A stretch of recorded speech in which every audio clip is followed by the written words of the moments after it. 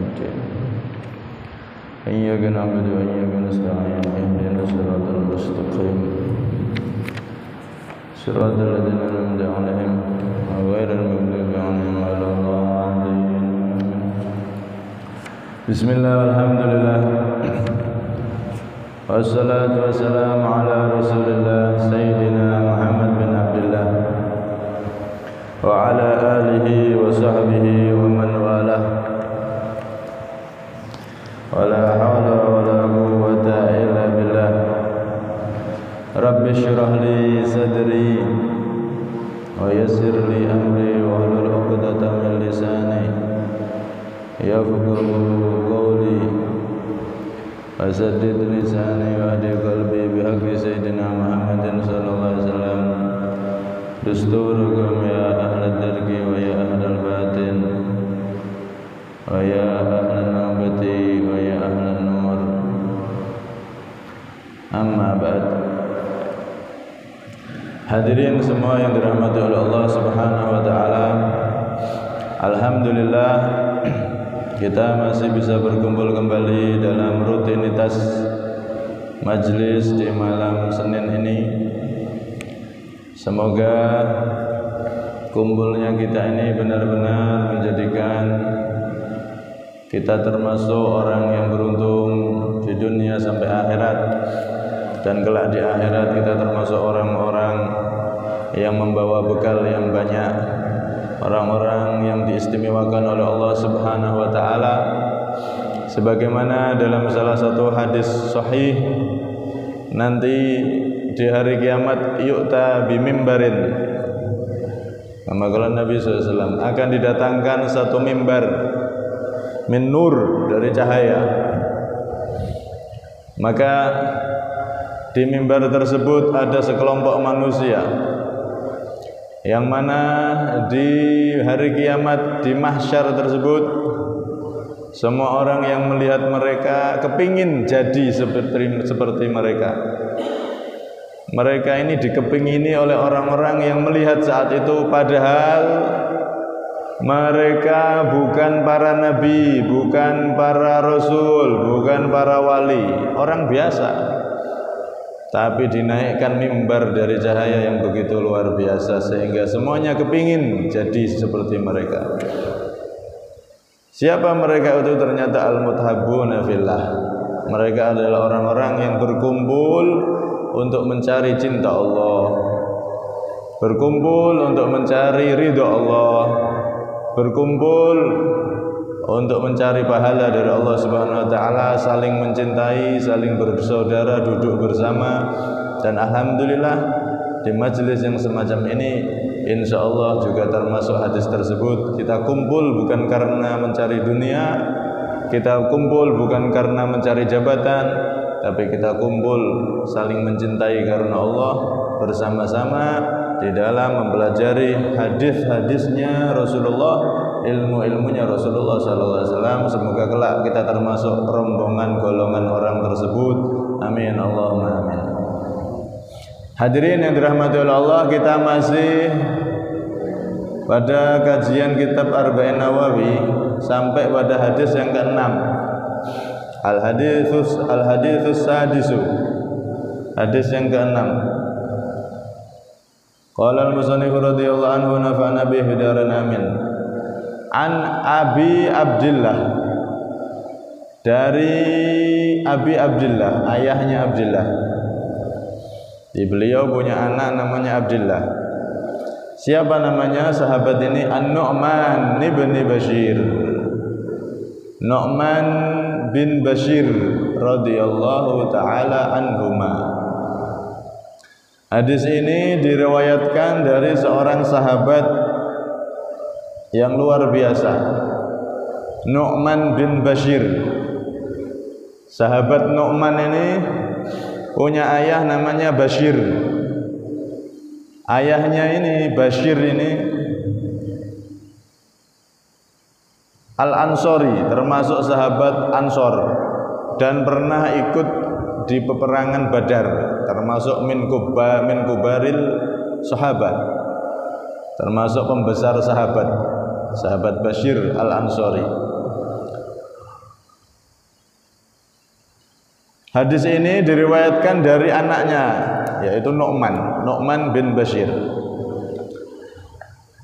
Sahabat Nu'man ini salah satu bayi yang lahir pertama kali setelah hijrahnya Nabi SAW. Jadi saat itu ketika Rasulullah dan para sahabat beliau dari Mekah yang disebut sahabat Muhajirin, mereka berhijrah dari Mekah ke Madinah, disambutlah oleh sahabat yang sudah ada di Madinah atau penduduk Madinah, yaitu sahabat Ansor. Singkat cerita, setelah Rasulullah dan para sahabat itu sampai di Madinah dan menetap di Madinah, itu tidak ada satupun umat Islam yang melahirkan anak, yang dikaruniai anak, tidak ada. Mulai Nabi dan para sahabatnya datang ke Madinah, semua umat Islam saat itu tidak ada yang hamil istri-istrinya. Dan ini berjalan sampai 1 tahun lebih. Ada yang mengatakan 14 bulan. Sampai-sampai saat itu orang-orang Yahudi, Bani Qainuqa dan Bani Nadir serta orang-orang munafik, mereka mengolok-olok umat Islam. Kalian toh we Ansor, kedatangan Muhammad sama sahabatnya sial. Setahun lebih dah enak sing lahiran. Setahun lebih tidak ada yang punya anak, mandul semua. Ini membawa sial ini kedatangannya Muhammad dan para sahabatnya ini. Ada sebagian lagi yang ngomong saharna al-muslimin. Orang-orang Yahudi, mereka ngomong, oh kami yang mensihir mereka. Tak sihir gak iso di anak kabeh wong Islam. Diolok-olok, dan ini termasuk ujian dari Allah Subhanahu wa taala untuk kaum muslimin saat itu. Mereka tetap kokoh imannya dengan Nabi atau berubah. Setelah kedatangan Nabi Muhammad dan sahabatnya, mulai saat itu sampai hampir setahun tidak ada yang melahirkan, tidak ada yang punya anak. La haula wala quwata illa billah. Akhirnya di bulan ke-14 itu ada bayi yang dilahirkan. Jadi sebelumnya tentunya sudah hamil. Jadi di bulan ke-14 setelah Rasulullah datang baru ada yang lahir. Kan lama nih, setahun lebih. Ono sing anak. Nah, bayi pertama itu salah satunya adalah ini, Nu'man bin Bashir. Jadi Nu'man bin Bashir. Setelah Sayyidina Nu'man bin Bashir ini lahir, dibawalah oleh orang tuanya kepada Nabi SAW untuk minta ditahnik dan diberi doa. Dan ini min adatis sahabah, termasuk kebiasaan para sahabat itu seperti itu ya. Kalau mereka punya anak, maka tak beberapa lama setelah itu pasti didatangkan atau dibawa anak tersebut, bayi tersebut kepada Rasulullah SAW. Dan ini menjadi sunnah. Kalau kita punya anak, sunnah anak itu kita bawa ke orang yang soleh, ke ulama yang soleh, yang kita yakin dia ini ulama, dia ini soleh. Sampai bawa ke situ, minta ditahnik. Ditahnik itu pakai sesuatu yang manis. Sunnahnya pakai korma. Nah, nanti minta ditahnik, dimakan, dikunyah dulu sama orang soleh tersebut. Nanti bekas-bekasnya diambilkan sedikit, dimasukkan ke langit-langit bayi itu, biar dihisap masuk ke perutnya. Dan tahnik ini adalah sunnah dari Nabi SAW sebagai imunisasi Islami. Jadi bayi itu kalau sudah ditahnik dengan korma bercampur dengan liur, apalagi liurnya orang soleh, maka itu akan jadi zat yang menjadikan tahan tubuhnya, kebal tubuhnya. Itu termasuk imunisasi ala Nabi. Imunisasi alami itu bayi kalau lahir segera ditahnik pakai korma yang asli, bukan korma yang sudah kan ada korma itu yang tidak asli. Pakai korma yang asli, dikunyah sampai lembut, nanti dimasukkan sedikit ke langit-langit daripada bayi itu. Itu sebagai imunisasi Islami, imunisasi yang dari Nabi SAW. Nah, kalau kita tidak menjumpai orang soleh, ya orang tuanya, ibunya atau ayahnya. Tapi ayah yang tidak ngerokok, nek ngerokok jangan, biar ibunya aja. Soalnya nanti ada zat rokoknya, itu bahaya.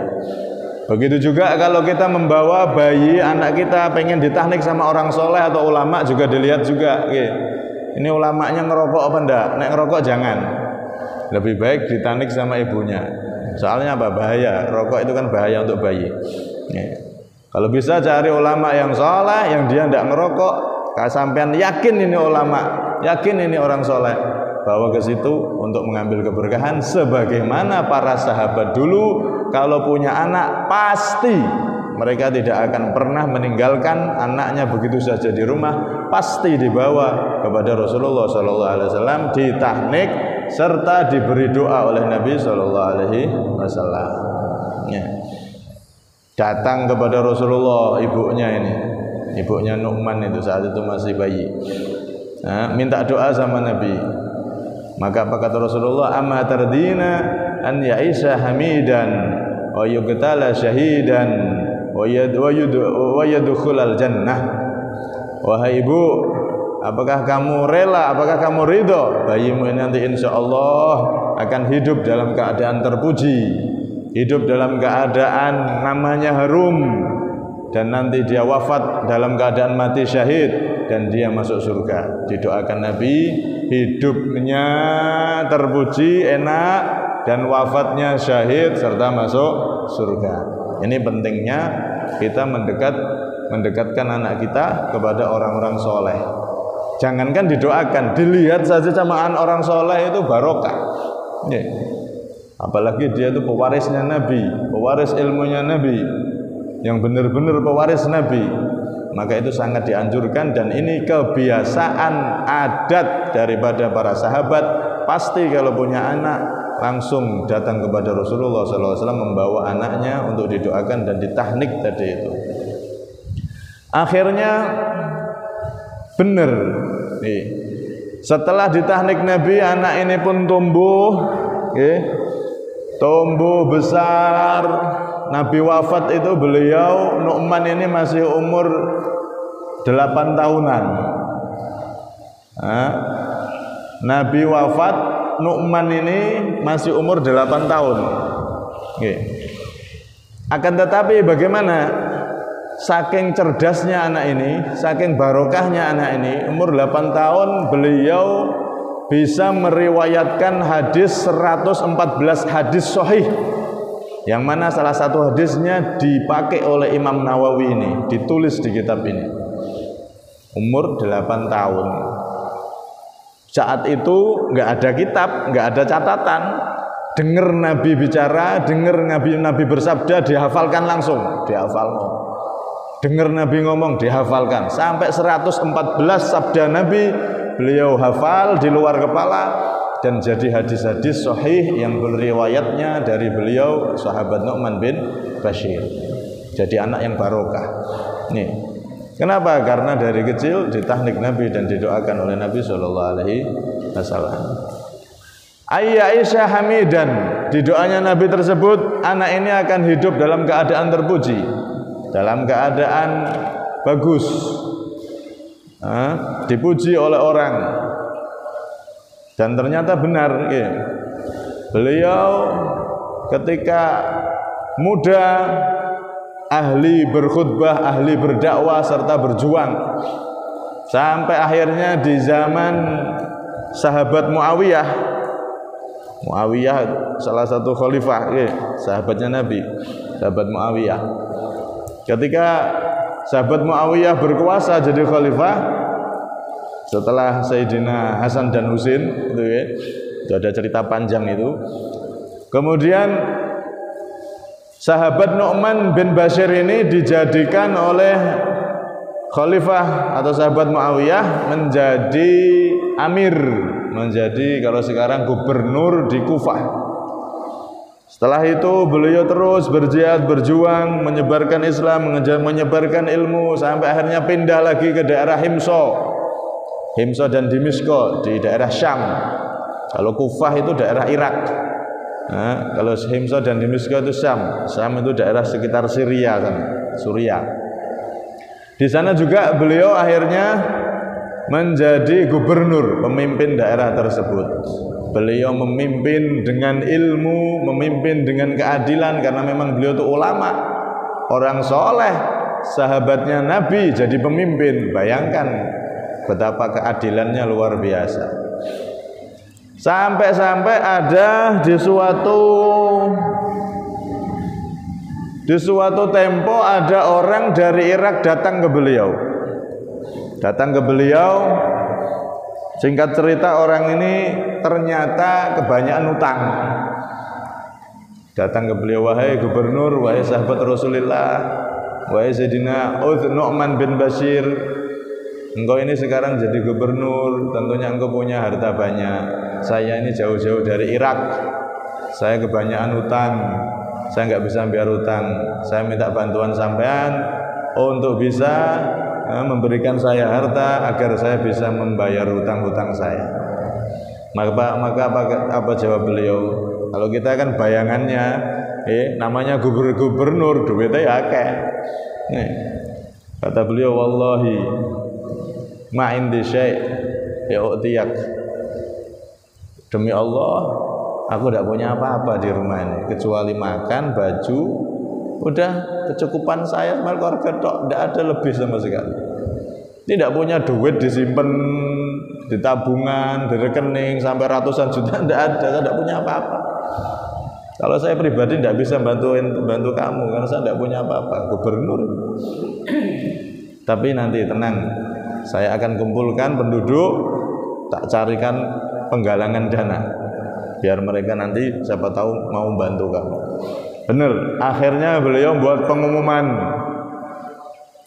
wahai rakyatku, ini ada saudara kita dari Irak, dia kehabisan uang, tidak bisa bayar hutang, kesini jauh-jauh minta bantuan untuk bisa bayar hutangnya karena sudah nggak benar-benar tidak bisa bayar hutang. Maka apa kata penduduk Himso saat itu? Qad hakamnaka amwalana famdi minha ma syi'ta. Mereka semua menjawab, wahai Nu'man, wahai gubernur kami sudah pasrahkan, kami dan harta kami sudah pasrahkan sama engkau. Silahkan mau ambil dari harta kami berapapun silahkan. Kami sudah pasrahkan semua kepada engkau, wahai pemimpin kami, wahai gubernur kami. Lihat ini, bagaimana seorang yang memimpin dengan kejujuran, memimpin dengan keadilan, bahkan rakyatnya pun sampai-sampai hartanya diserahkan, terserah jenengan. Sampai ngambil berapa terserah, kami siap. Semuanya menyerahkan hartanya untuk diberikan kepada Sayyidina Nu'man bin Bashir. Saking rakyatnya itu sangat naruh hormat kepada pemimpinnya karena sosok sahabat Rasulullah yang begitu soleh, Nu'man bin Bashir yang menjadi pemimpin. Akhirnya Sayyidina Nu'man dikumpulkan secukupnya untuk bayar hutang daripada orang tersebut, dan alhamdulillah orang tersebut akhirnya kembali ke Irak dengan membawa uang yang cukup untuk kebutuhannya. Terpuji, benar kata Rasulullah, an ya'isha hamidan, anakmu ini nanti akan hidup dalam keadaan terpuji.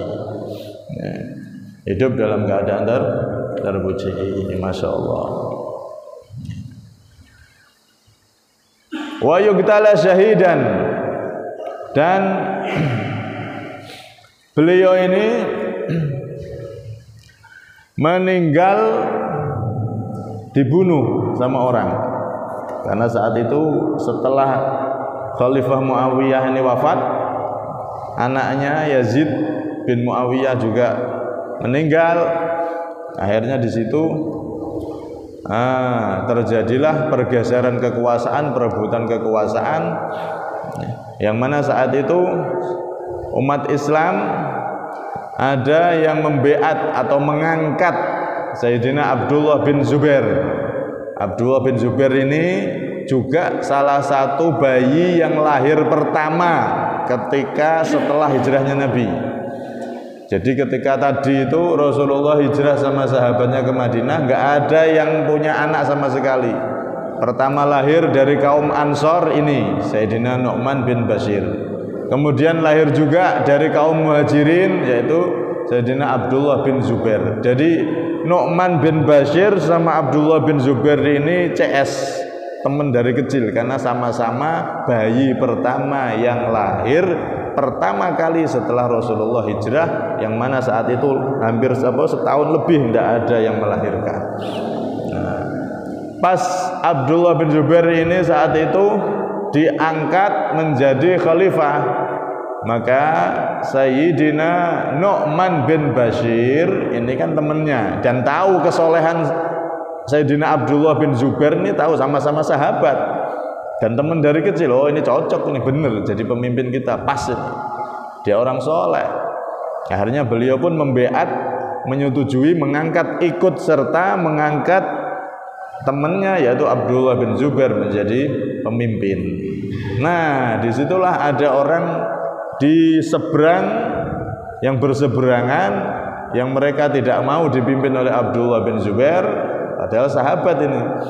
Akhirnya Nu'man bin Bashir ini dibunuh oleh orang-orang tersebut. Akhirnya mati syahid radhiyallahu anhu warda.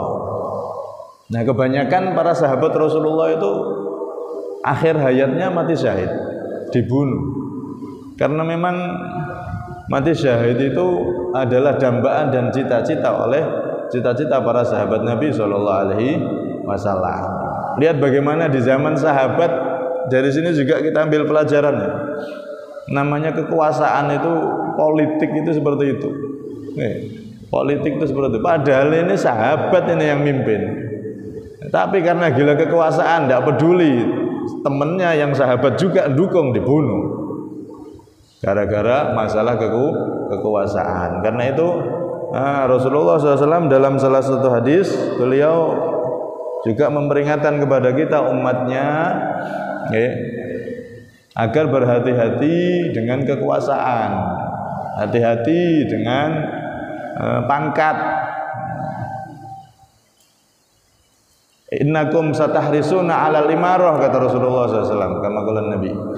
Kalian wahai umatku nanti akan satahrisun, rakus, 'alal imarah, atas kepemimpinan, rakus, berebut, pengen jadi presiden, pengen jadi gubernur, pengen jadi bupati, berebut seperti seseorang yang lapar merebut makanan, seperti orang yang kehausan mau meninggal merebut air, rebutan. Begitu juga umat ini digambarkan Nabi akan saling rebutan dalam masalah kepemimpinan.